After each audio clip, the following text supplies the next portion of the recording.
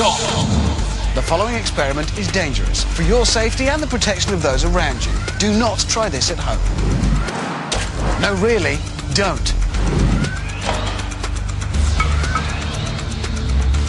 CDs contain a thin layer of aluminium.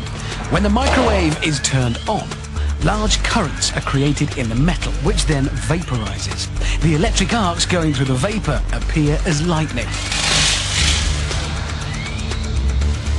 We do these experiments so you don't have to. Do not try this at home. No, really, don't.